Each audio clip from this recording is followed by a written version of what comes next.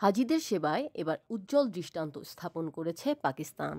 দেশটি গত বছর পবিত্র হজ পালন করা হাজিদের খরচ থেকে বেঁচে যাওয়া বিপুল পরিমাণ অর্থ ফেরত দেওয়ার ঘোষণা দিয়েছে।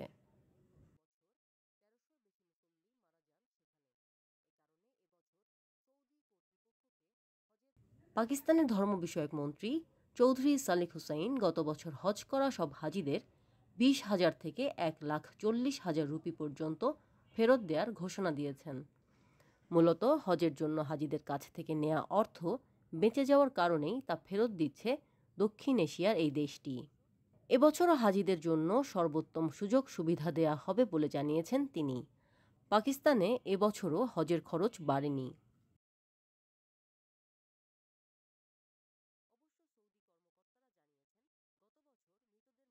মন্ত্রণালয়ের অতিরিক্ত সচিব জানান, কয়েকজন হজযাত্রী 1,40,000 রুপি, আবার কয়েকজন হাজি 20,000 রুপি ফেরত পাবেন। তিনি বলেন, 3% হাজি 1,40,000 রুপি, 23% হাজি 75,000 রুপি ও 3,000 হজযাত্রী 50,000 রুপি ফেরত পাবেন। এছাড়া চলতি বছরের হজের যাবতীয় কার্যক্রম শেষে অর্থ বেঁচে গেলে তাও ফেরত দেয়া হবে।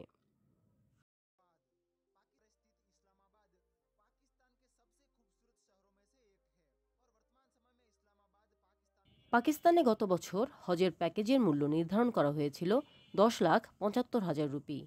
চলতি বছর তা কমিয়ে 10,50,000 রুপি করা হয়েছে। এটি বৈশ্বিক হার ও ডলারের বিনিময় মূল্যের তুলনায় সবচেয়ে সাশ্রয়ী প্যাকেজ। দেশটির ধর্মমন্ত্রী বলেছেন, অন্য কোনো দেশ হজ ব্যবস্থার জন্য এত সহায়তা পায়নি।